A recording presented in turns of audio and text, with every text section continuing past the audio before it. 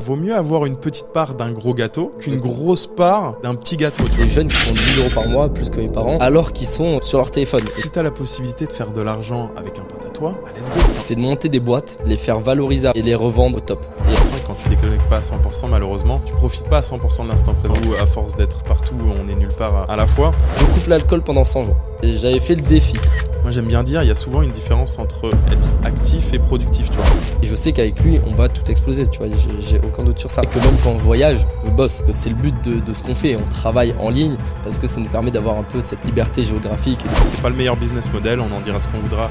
Il y a aussi beaucoup d'inconvénients.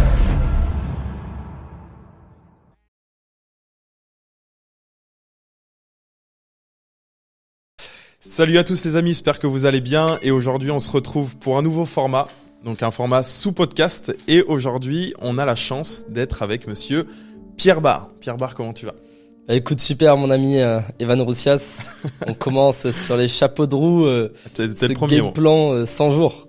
Yes. 100 jours à la fin d'année, je me suis réveillé ce matin, je me dis il faut que je regarde là quand il reste 100 jours. Parce que... Petite parenthèse les amis, quand on a fait le décompte des jours avant la fin de l'année avec Pierre, on s'est totalement trompé. Donc vous nous excuserez, il reste actuellement 116 jours et non 100 jours avant la fin de l'année. En tout cas, bon visionnage l'équipe. Parce que moi, j'aime bien un peu me mettre des challenges comme ça, tu vois. Moi, je sais pas pourquoi, dès qu'il y a des jours piles, des choses comme ça, tu vois, c'est des choses, ça me motive. Et je me suis dit, pourquoi pas regarder les 100 derniers jours. Je me suis levé, j'ai calculé et il reste pile poil 100 jours à partir d'aujourd'hui. Les fameux game plans, comme on les aime. Ah, ça fait longtemps que j'en ai pas fait. On aura l'occasion d'en parler un petit peu à travers ce podcast. Est-ce que dans un premier temps, Pierre, tu pourrais peut-être te présenter brièvement pour les personnes qui connaissent pas, qui aimeraient te découvrir ? Bien sûr, mon cher ami Evan. Donc, avec Evan, on s'est rencontrés, je mets un peu le contexte, il y a de ça 4 ans, via le marketing de réseau. Donc c'est là où j'ai pu démarrer moi personnellement, en fait, en parallèle de mes études. J'étais en fac d'économie au début à Montpellier. J'avais rencontré des jeunes qui entreprenaient en ligne dans cette ville et qui vivaient de ça. Ils faisaient à peu près 10 000 € par mois et je me suis dit waouh, c'est incroyable. Des jeunes qui font 10 000 € par mois, plus que mes parents, alors qu'ils sont sur leur téléphone. Et ça m'a mis un déclic à cette époque-là, il y a 4 ans. Et donc j'avais continué mes études, mais j'avais démarré ce business en parallèle. Et après j'étais parti à Paris pour faire une école de commerce. Donc là je voulais me dire ok, je vais faire des grosses études. Ça m'avait quand même motivé. Je vais continuer ce business en parallèle. Et au final assez rapidement j'ai pu générer mes premiers revenus en fait. Et dès que j'ai généré mes premiers revenus, tu connais quand on fait ses premiers euros, c'est là où on a un vrai déclic parce qu'il y a une différence entre peut-être beaucoup de gens nous regardent et veulent se lancer et ont déjà des déclics, une manière de penser différente de la moyenne. Mais quand tu arrives à faire tes premières centaines d'euros grâce à un business en ligne, c'est là où tu te dis les chances sont possibles. Donc moi, en fait, j'ai commencé comme ça il y a 4 ans dans le marketing de réseau. Puis au final, on a fait un bon bout de chemin ensemble. Tu m'as rejoint par la suite quelques mois après en soi. Et ça fait maintenant 3 ans, plus de 3 ans qu'on a fait du marketing de réseau ensemble. On a arrêté. Et là, ça fait 1 an et demi maintenant qu'on a lancé nos différents business. On va peut-être leur en parler, mais voilà un petit peu le parcours. C'est marketing de réseau. C'était la piste de lancement, comme on dit souvent avec Evan. Et après ça, on a lancé nos entreprises. Donc moi, j'ai notamment des business dans l'intelligence artificielle. Je suis en train de monter un média actuellement. On a CryptoAsis avec Evan, donc une boîte dans l'accompagnement crypto. On travaille dans l'investissement, les propres firmes, enfin tout un tas de boîtes qu'on a montées. Des projets un petit peu plus secrets. On va pas tout dire non plus. Mais en tout cas, voilà. Plein de choses bien intéressantes et surtout aujourd'hui là où je suis vraiment fier pour finir sur mon parcours, c'est que après ces 3 ans on travaillait un petit peu pour un système entre guillemets, même si on était entrepreneur. Là on travaille vraiment pour nous et on a fait nos propres boîtes où on est associé dedans et ça c'est quand même un next step et j'en suis très content. Donc voilà un petit peu pour mon parcours et comme on dit le meilleur reste à venir. Yes, exactement. En tout cas, merci Pierre pour cette belle introduction. Et c'est vrai, juste pour rebondir là-dessus, pour faire le parallèle, c'est vrai que le marketing de réseau, c'est une première étape. On en dira ce qu'on voudra, mais c'est une première étape, une forme d'entrepreneuriat, on va dire. Mais on peut dire que tu es toujours, tu vois, un petit peu sous l'emprise pas d'un patron, mais on va dire d'une personne, d'une entité. C'est pas tes propres business comme tu l'as dit. Et c'est vrai qu'on a vu la différence quand on a fait ce switch, ce changement. Mais voilà, c'est quelque chose qui est beaucoup critiqué, le marketing de réseau, mais c'est vrai que, et j'en parlais encore il y a très peu de temps avec une personne qui a été dedans, qui n'est pas restée longtemps, mais qui aujourd'hui investit aussi, nous fait confiance sur certaines choses et sur certaines activités.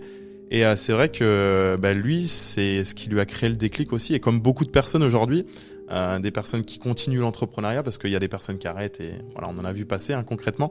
Mais c'est vrai qu'il y en a beaucoup qui se sont ouverts à l'entrepreneuriat grâce à ça. Et c'est pourquoi aujourd'hui, j'encouragerais toujours les gens à faire du marketing de réseau. Enfin, je veux dire, c'est une très bonne école. C'est pas le meilleur business model. On en dira ce qu'on voudra. Il y a aussi beaucoup d'inconvénients. Mais c'est vrai que il y a aussi beaucoup on va dire, de bienfaits, que ça soit en termes de connaissances, de compétences, de développement personnel, de connexion, de réseautage.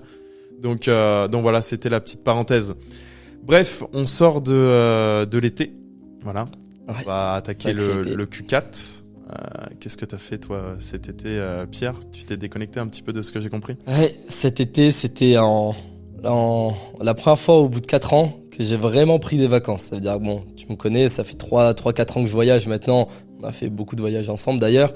Mais c'est vrai que même quand je voyage, je bosse. C'est-à-dire que c'est le but de ce qu'on fait. On travaille en ligne parce que ça nous permet d'avoir un peu cette liberté géographique et de pouvoir, comme quand j'étais à Bali, tu nous as rejoints, bosser de Bali, bosser de Dubaï, bosser de Turquie, enfin peu importe. Là, c'est vrai que j'ai même pas voyagé pour le coup. Je suis rentré dans le sud, vers Nice, Cannes, vers chez moi aussi, ma famille, vers Marseille. Et j'ai déconnecté. C'est-à-dire que littéralement, je ne répondais à personne.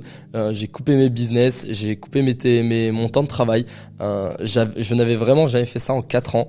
Et c'est vrai qu'en fait, alors, je vais pas dire que c'était bien ou pas bien, mais je pense que ça m'était utile parce que, comme on dit, on travaille, on fait tout ce travail acharné-là. Enfin, moi, en tout cas, ça fait 4 ans que je travaille. C'est aussi pour profiter, passer des bons moments. J'ai dû dépenser peut-être plus de 5 chiffres en l'espace de quelques semaines, mais c'est là où je me dis, ok, je ne fais pas tout ça pour rien, je fais pas tout ce travail pour rien, c'est que j'ai pu vraiment me déconnecter, vivre ma vie comme je l'entendais sans aucune pression, et surtout déconnecter un petit peu des business, des fois ça fait du bien, et surtout pour reprendre plus fort derrière. C'est pour ça que là, je me suis dit, ok, on va faire un truc, c'est work hard, play hard. C'est vrai que moi dans ma vie, et dans ma manière de travailler dans l'entrepreneuriat, j'ai toujours ce côté où c'était toujours un petit peu, on va dire, entre deux. C'est-à-dire que j'allais pas travailler à fond, mais j'allais pas non plus profiter à fond.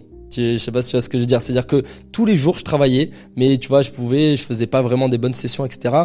Et plus le temps passe, plus je suis en train de me rendre compte que je veux vraiment me mettre dans une façon de travailler de work hard. Donc quand je travaille à fond. Et quand je profite, je déconnecte, je réponds plus et je profite à fond, tu vois. Donc c'est un petit peu dans cette mentalité-là que je vais me mettre sur ces 100 prochains jours. Et là, c'est pour ça que je vais me faire ce rush après ces 1 mois de vacances, entre guillemets, de 100 jours de travail acharné, autant sur le plan physique, donc sportif, que aussi sur le plan entrepreneurial. Donc voilà un petit peu le plan pour le Q4. Bon, good, ça, très très content de l'entendre. Hein. C'est cool, on va pouvoir envoyer la sauce par rapport à tout ça, tous ensemble. Mais c'est vrai que je te rejoins là-dessus, hein, le côté, c'est vrai que moi aussi j'ai pu déconnecter un petit peu moins de temps que toi pendant 10 jours, mais c'est vrai que je te rejoins là-dessus parce que avant, c'est vrai qu'on n'arrivait pas à déconnecter à 100%, et quand tu déconnectes pas à 100%, malheureusement, tu profites pas à 100% de l'instant présent, tu vois. Genre t'es là mais t'es pas là, toujours un petit coup de stress, toujours. Et ça, c'est une vraie capacité, hein, avoir la capacité à pouvoir soit être productif à 100%, ou soit déconnecté à 100%. Parce que tu vois, même dans les temps de travail, si aujourd'hui t'es à moitié sur ton téléphone et si t'es à moitié au boulot ou sur une tâche, malheureusement, ta productivité, elle va pas être optimale. Moi, j'aime bien dire, il y a souvent une différence entre être actif et productif, tu vois. Une personne qui travaille pendant, pendant 8, 10, 12 heures peut être beaucoup moins productif qu'une personne qui va faire 2 sessions de deep work de 2 heures, quoi, qui va travailler pendant 4 heures, tu vois. Donc voilà, tant bien dans le travail que dans l'aspect vacances, décontraction, etc. Parce que dans tous les cas, ton état mental va impacter tes périodes de productivité. Donc je pense que c'est vraiment important de pouvoir réussir à faire la part des choses, et c'est vrai que c'est quelque chose qu'on fait depuis peu de temps, on va dire. C'était une des premières années où c'est une nouvelle manière de travailler. On déconnecte à 100%, ouais. Bon écoute, super. Donc là, quels sont les objectifs pour ce Q4 là, pour ces 100 derniers jours avant la fin de l'année là? Écoute, on a beaucoup de business comme je les ai énumérés. C'est vrai que moi j'ai mon média dans l'intelligence artificielle que je dois vraiment faire passer à un autre niveau. Donc ce qui est bien, c'est que j'ai réussi aussi à mettre en place une équipe, et c'est un peu une nouvelle manière que j'ai de voir les business. C'est-à-dire qu'on en avait parlé, tu t'en souviens la dernière fois, je te disais, moi là j'ai un objectif sur ces prochains 1 an, 2 ans, c'est de monter des boîtes, les faire valoriser à fond, et les revendre entre guillemets au top et exit au stop et refaire ça, parce que c'est vrai que moi en tout cas dans ma manière d'être, j'ai remarqué que ma zone de génie, on a tous des zones de génie, c'est les idées. Je pense que j'ai une très bonne vision du marché et que j'arrive à voir et à détecter un petit peu les trous qu'il y a dans le marché. Et par exemple, le média IA, c'était un trou que j'ai vu dans le marché. Il n'y avait pas de média concret, tu sais, média mass market, comme tu peux avoir la Provence ou Parisien, mais ça dans l'IA.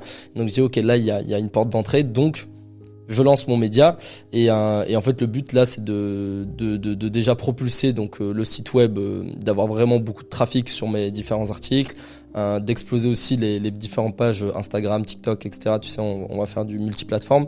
Donc il y a France d'un côté, il y a Academy aussi, donc ça c'est encore autre chose, mais c'est deux projets qui vont ensemble. On a CryptoAsis. Là, on va d'ailleurs lancer les webinaires très bientôt. Je vous invite à nous rejoindre le dimanche à 20h en général. Donc CryptoAsis, on a beaucoup de travail là-dessus, surtout que là, le marché est intéressant. On a une petite chute là, il y a quelques jours de $5 000. Enfin, il y a des bons points d'entrée. Et bon, écoute, après, il y a aussi le côté sportif. Côté sportif, on va faire une grosse sèche là. Une grosse sèche, enfin, ça fait longtemps. Là, je coupe l'alcool d'ailleurs. Là, tu sèches jusqu'à la fin de l'année. Je coupe l'alcool pendant 100 jours. J'avais fait le défi. Vous avez écouté, les amis, c'est officiel là. Je m'engage. Alors tu connais. Si vous voyez des stories, attention. Surveillez-moi. J'ai 3 jokers. Tu connais, c'est toujours, il y a toujours les 3 jokers. Comme quand j'avais fait 1 an sans alcool, j'avais eu mes 3 jokers. Un an, t'avais 3 jokers, donc là, il reste un tiers de l'année. Bon, oui, voilà, ça fait un joker par mois, voilà. Et je le garderai pour les fêtes, je pense, fin d'année, parce qu'il y aura quand même les fêtes de Noël. Voilà, et après, niveau business, tu le sais, on a beaucoup de gros projets aussi, on peut pas forcément en parler en public. On a beaucoup de travail. Moi, c'est ça que j'aime bien là en ce moment, c'est que franchement, autant dans des périodes de ma vie entrepreneuriale, on pourra en parler, des bonnes et mauvaises phases de l'entrepreneuriat, on voulait en discuter. Moi, j'ai eu des phases dans ma vie d'entrepreneur où des fois, limite, je manquais d'opportunités. Donc t'es là, t'as faim, t'as envie de travailler, t'as la dalle, t'as besoin d'avancer et t'as pas les opportunités qui matchent en face. Et c'est vrai que là, aujourd'hui, en fait, je suis dans le cas contraire. C'est que j'ai trop d'opportunités, j'ai limite trop de business. C'est vrai que j'ai le projet immobilier, je t'ai dit aussi que je voulais acheter sur Paris là. Donc là, faut que je me focus. J'ai 3-4 mois pour trouver un bien immobilier à acheter et puis derrière commencer la rénovation. Donc bon, en fait, j'ai trop de choses qui arrivent, mais j'en suis content. Je préfère personnellement d'être dans une phase où j'ai trop d'opportunités. Je dois faire le choix, je dois m'organiser et je dois trouver la force de travailler aussi. Mais on a eu des phases où on est bloqué, voilà, c'est plus calme, on est en manque d'opportunités, ou sinon on fait des mauvais choix aussi qui nous amènent des fois à être bloqué dans une opportunité, et parce qu'on est bloqué dans cette opportunité, ça nous empêche de développer d'autres choses. Alors, je tiens juste à faire le parallèle parce que c'est vrai qu'on dit souvent à force d'être au four et au moulin, ou à force d'être partout, on est nulle part à la fois. C'est vrai que c'est le cas surtout quand on commence, mais c'est vrai qu'après, avec le temps, mine de rien, tu peux te permettre d'accumuler plusieurs sources de revenus et donc du coup plusieurs business, surtout quand tu commences à déléguer en fait, parce que on va dire qu'il y a plusieurs phases de lancement quand tu lances un business. Il y a la phase de création où tu vas scaler, lancer le business, et après il va y avoir une phase quand tu vas commencer à gagner de l'argent, où ton temps il va être plus précieux justement à être dans les choses, dans les actions qui te payent, et donc du coup tu vas devoir lâcher un peu de lest et commencer à déléguer. Et c'est à partir de ce moment-là, justement, quand tu délègues des choses dans ton business et où tu mets ta présence seulement dans les actions qui payent, que tu peux te permettre aussi peut-être d'accumuler d'autres activités. Et mine de rien, on fait la parenthèse, mais ça fait voilà, c'est pas une grande carrière, mais je veux dire, ça fait quand même 4 ans maintenant qu'on entreprend.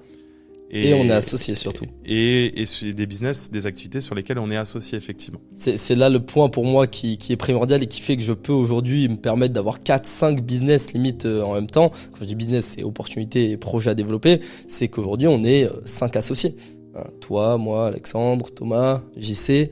Donc c'est vrai qu'en fait quand t'es tout seul, c'est compliqué d'avoir 5 projets. Mais quand tu commences à t'associer, on est 5, on peut travailler sur 5 projets. Et s'entraider, etc. Et c'est ce qu'on fait d'ailleurs très bien. Il faut qu'on s'améliore encore plus là-dessus et qu'on se répartisse encore mieux les tâches. Mais c'est vrai que c'est vraiment souvent c'est une question dans l'entrepreneuriat. Est-ce que je travaille seul ou est-ce que je m'associe?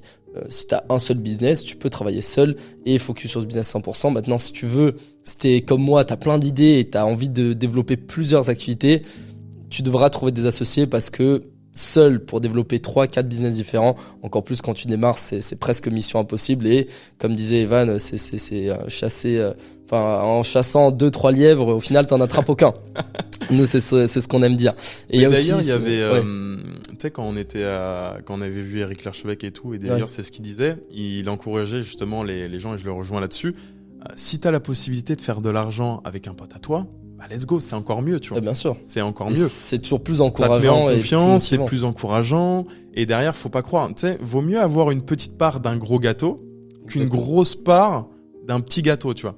Et cette philosophie-là, faut vraiment se l'ancrer parce que aujourd'hui, il y a plein de plus-values. Quand t'as des collaborations qui sont positives, qui vont vers l'avant, bah, il y a que de la plus-value à s'associer parce que t'as 2 visions différentes, t'as deux fois plus d'énergie. Enfin, je veux dire, il y a que du positif quand une collaboration se passe bien. Alors maintenant, c'est faire aussi les bons choix et s'entourer des bonnes personnes. Je veux dire, les personnes ça match, les personnes ça match pas. Il y a des personnes où tu as des relations pro et un peu moins pro, et ça d'ailleurs on peut en parler. Parce que c'est vrai que s'il y a il y a un inconvénient peut-être aujourd'hui dans notre collaboration, vu qu'on est des amis et des associés, on a cette double casquette, et c'est que des fois, bah, on est peut-être un petit peu plus laxiste sur certains points, sur des ponctualités, sur des rendez-vous, faut différencier ces deux côtés, la pro du perso. Ouais. On a encore du travail à faire là-dessus, c'est sûr. Mais je trouve qu'on le fait quand même de mieux en mieux. On le fait de mieux en mieux. Mais on a encore du travail, mais c'est sûr qu'aujourd'hui, bah, faut faire bien la différence entre, ok, moi j'ai des amis par exemple dans IA France, Martin, tu connais, bah, je lui ai dit, quand on a lancé le business, j'ai dit par contre Martin, là, je vais être honnête avec toi, quand je te parlerai IA France, ça sera pro. Il n'y a pas d'amis, je peux même te dire des choses des fois un petit peu dures, mais tu le prends pas personnellement, c'est du côté pro, ok? Il faut bien différencier. C'est vrai que moi, quand je parle avec des personnes et quand je commence à m'associer, je préfère mettre les bases dès le début et dire, écoute, quand on doit se parler pro, on parle pro. S'il y a des choses à dire, on se les dit. Si on doit un peu faire du rentre-dedans, on se fait du rentre-dedans. Mais ça n'impactera pas le côté perso. Ok, et quand on est hors de ce business, on va boire un coup, on parle pas business. Ça change absolument rien à nos relations. C'est plus facile à dire qu'à faire. Mais si pour moi c'est établi dès le début, ça doit être bien clair entre les deux parties dès le début. Pour moi, il n'y a pas de raison que ça se passe mal. Et tu peux très bien avoir une relation pro et une relation perso avec une personne et que les deux se passent très bien et faire avancer les deux très bien. Mais si t'as pas fixé ça dès le début, c'est vrai que l'une peut empiéter sur l'autre, et si c'est pas clair des deux côtés, ça peut mener des fois à des relations malheureusement qui se terminent pas forcément bien parce que ça n'a pas été clair dès le début. Donc, exactement. Donc voilà, l'importance de bien choisir ses associés et les personnes avec qui on collabore. Totalement. Ouais. Donc, juste pour rebondir à ça, c'est vrai que c'est pareil. Tu te rappelles quand on était à Istanbul, quand on était en Turquie, il y a une certaine personne qu'on va nommer, Jérémy, personne qui s'appelle Jérémy, qui nous partageait une philosophie qui est quand même pas mal. Là, on parlait de business, etc., de gérer plusieurs activités, etc. Et il disait, t'as trois types de business. Pour faire le parallèle, une personne qui est millionnaire, souvent on dit elle a jusqu'à 7 sources de revenus. Quand tu as plusieurs activités, on va les catégoriser en 3 animaux. On va les apparenter à des animaux. Le mammouth, la gazelle et le lapin. Il nous expliquait, ce fameux Jérémy, que aujourd'hui, ton lapin, ça doit être le business qui va te rapporter, qui va payer un petit peu les clopes, quoi, en fait, qui va te permettre de vivoter. Ensuite, tu as le lièvre qui, lui, va être ton business à cash flow, qui va être un petit peu ton activité de tous les jours et qui va te permettre aussi potentiellement d'avoir de l'effet de levier, d'investir et de payer tes charges fixes concrètement.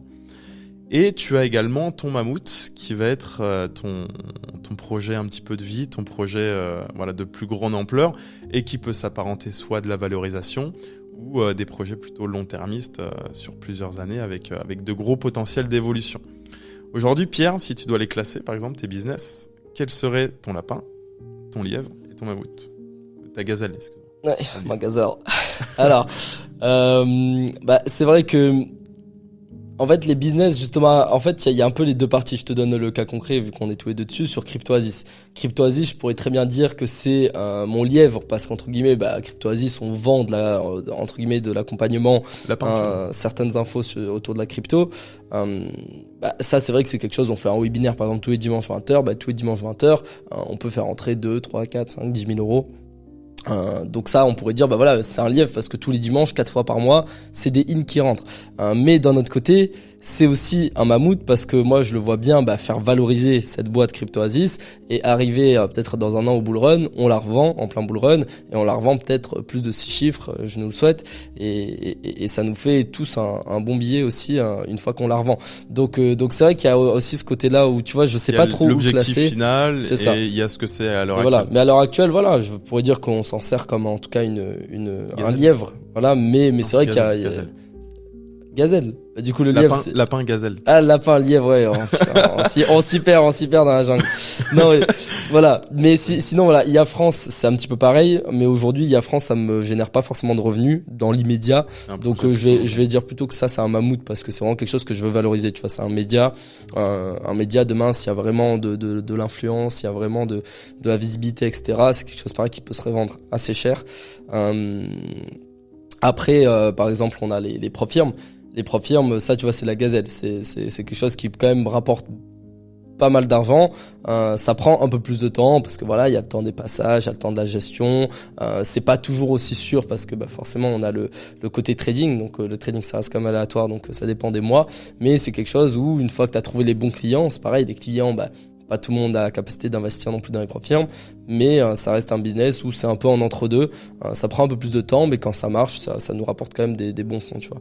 Donc voilà, ça dépend. Mais c'est vrai que je vois très bien ce que tu veux dire avec ce concept de lapin, gazelle et mammouth, et on doit pas se concentrer en tout cas en tant qu'entrepreneur, par exemple que sur un mammouth, parce que c'est vrai qu'il y a des personnes qui vont avoir que un mammouth. C'est un énorme projet alors l'idée est bonne, ils veulent révolutionner, limite souvent on voit des personnes, moi j'ai des personnes qui me sortent des projets, ils veulent révolutionner leur marché, sauf qu'ils ont même pas lancé un petit lapin dans leur marché. Donc peut-être des fois c'est bien de lancer un petit lapin pour un peu déjà tâter le terrain, etc. Moi, je vais te donner un cas concret avec IA France. IA France, en fait, pour te donner l'histoire de comment c'est parti, j'avais vu un truc de prompt, tu vois, pour GPT, ChatGPT, et j'ai vu ça et je dis mais c'est intéressant, j'ai vu ça aux US, pas vu ça en France, je dis ok, je vais créer des listes de prompts pour ChatGPT et lancer ça en France. Et c'est des prompts que je vendais 20 € et du coup que je voulais faire des ads et le vendre en mode mass market, tu vois. Et donc ça c'était un petit lapin. Je me suis dit voilà, je fais un truc 20 €, je le vends à 100, 1000 personnes, ça peut faire un peu d'argent. Mais je voyais ça comme un petit lapin. Et en fait j'ai lancé ça, créé la page de vente, tout le tralala, les ads, etc. Et en fait au final avec un petit peu plus de réflexion, m'est venue l'idée du média.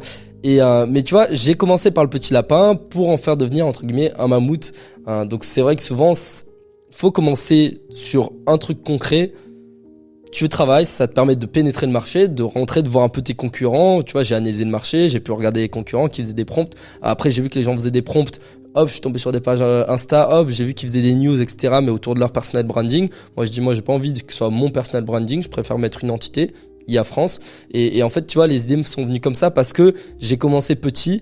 Et après, hop, j'ai structuré autour de cette idée de base, tu vois. Les choses peuvent changer assez rapidement. Bien sûr. Et c'est vrai que je te rejoins là-dessus. Il y a une qualité que tous les entrepreneurs qui réussissent ont en commun.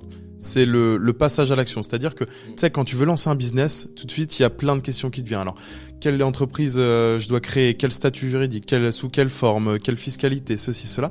Sauf qu'avant de se poser toutes ces questions, tu vois, fais de l'argent. Et après, tu payeras un mec qui te donnera les bons conseils pour créer la bonne structure juridique, etc. C'est pareil en fait, il y a la forme, et puis il y a merde, j'ai perdu l'expression, mais en gros, c'est ça, tu vois, faut pas attendre que ce soit parfait pour lancer les choses. Exactement. Faut lancer, et ça s'améliorera avec le temps, tu vois. Exactement. Parce que, malheureusement, tu sais, moi le premier, je suis quelqu'un d'assez perfectionniste, etc. Et franchement, à mes débuts, je me tirais une balle dans le pied, quoi, parce que j'attendais que ça soit parfait pour lancer, pour essayer un truc. Sauf que, non, c'est pas grave, c'est genre, tu te casses la gueule, voilà. C'est pas grave, faut tomber pour apprendre pondre ton mammouth direct. Exactement. Et qu'il soit parfait et que ça marche et que ça explose. Sauf que, je vous dis la vérité, aucun business, personne n'est arrivé avec un mammouth qui était parfait. Quand on parle de mammouth, on va peut-être arrêter. Avec un gros business, qui est valorisé. On peut parler de SaaS, de tout ce que tu veux. Mais personne n'est arrivé avec un gros business dès le premier mois où il a lancé son business et l'a valorisé à plusieurs millions. Aucun business, même les plus grosses boîtes aujourd'hui, ont commencé. Je prends des exemples bateaux, mais Apple dans un garage, Microsoft, on le voit souvent, les posts Insta, là, tu vois de quoi je parle. Faut voir le nombre de boîtes qu'ils ont lancées avant de créer une licorne, tu vois. Bien sûr, exactement. Genre, ça fait partie du jeu, tu vois, d'un entrepreneur, et tu vois, c'est comme un trader rentable, souvent, il perd plus de trades qu'il en gagne, mais parce qu'il a un bon risk-reward, bam, tu vois, il y a un trade qui passe et bam, ça pète, tu vois. C'est pareil avec l'entrepreneuriat, avec les boîtes, avec les startups, etc. Ah oui, donc ça, il y a ce côté, comme tu dis, opportunité, dans le sens où t'as plusieurs opportunités, tu vas en faire 5, et dans les 5, t'en as peut-être 4 qui vont pas marcher, et la 5e, tu vas y arriver, et ça va tout changer dans ta vie. Il y a ce côté-là, et comme il y a le côté où on disait juste avant, faut lancer aussi de la petite idée que t'as, ou au moins de commencer avec 10%, 20% de tout ce que tu voulais faire, et après les personnes arrivent. Souvent, quand tu commences, ça t'emmène de nouvelles rencontres. Ça t'emmène de nouveaux contacts et t'attires, et tu composes avec ces gens-là qui vont rentrer et que t'avais pas dans ton cercle de vision. Comme j'aime bien l'appeler au début. C'est vrai qu'on commence, on a souvent, moi, ce que j'aime bien dire, t'as un écran radar. Écran radar, c'est les choses que tu vois autour de toi. Donc, par exemple, tu veux lancer un projet, tu dis, tiens, j'ai cette personne, elle peut m'aider sur ça. Tiens, j'ai lui, je peux engager là-dedans. Tiens, j'ai ce monteur vidéo là. Mais t'as aussi la majorité des éléments, et j'aime bien dire même 90 à 99% des éléments qui vont t'emmener à réussir, qui sont en dehors de ton écran radar. Donc en dehors de ton champ de vision. Ça peut être une bonne rencontre, ça peut être un nouvel associé, ça peut être une personne qui va t'aider dans ce projet à mettre en place la petite chose qui va faire que ça va exploser. Et c'est vrai que il y a plein de choses qu'il y a pas dans ton écran radar. Moi, je te prends encore le cas de IA France, parce que c'est vrai que cette aventure, je sens que ça va être une très belle aventure. Mais on avait Florent. Je te le souhaite, mon ami. Merci. On avait Florent Païta. Il était pas du tout dans mon écran radar. C'est-à-dire, quand j'ai lancé IA France, j'ai commencé avec un ami. Je me suis dit, vas-y, on va faire des petites vidéos et tout. Et au final, je suis tombé sur Florent, avec qui on parlait déjà depuis des années. Et il m'a dit, tiens, moi, j'ai déjà monté plusieurs médias. Regarde, il m'envoie médias sur Insta, des trucs, plusieurs centaines de milliers d'abonnés, etc. Et il me dit, moi, je suis très bon là-dedans et tout. Et en plus, on avait des choses à faire ensemble. Je dis, écoute, vas-y, je te montre IA France, etc. Mais quand j'ai lancé le projet, il était pas dans mon écran radar, et pourtant c'est lui qui est arrivé, et je sais qu'avec lui on va tout exploser, tu vois, j'ai aucun doute sur ça.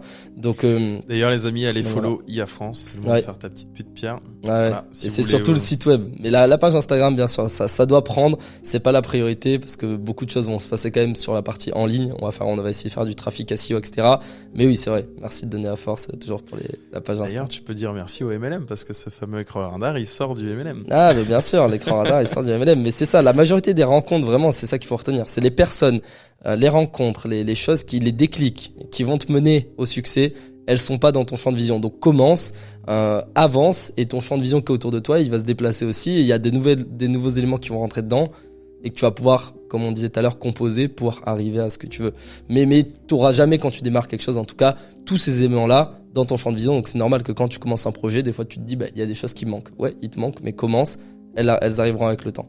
Ça, faut pas en douter. Mais d'ailleurs, ça, c'est relié aussi, je sais que toi aussi, t'es pas mal, tout ce qui est loi de l'attraction. Oui. Des choses comme ça. Et c'est vrai que ça rejoint le fait que quand t'as une bonne attitude, quand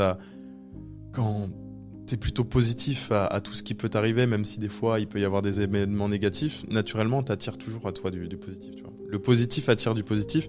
Et c'est vrai que ça, c'est vraiment un état d'esprit qui est super important quand t'entreprends, etc. Parce que il y a des moments où on se casse la gueule, hein, on peut en parler des étapes aussi de l'entrepreneuriat, des hauts, des bas, etc.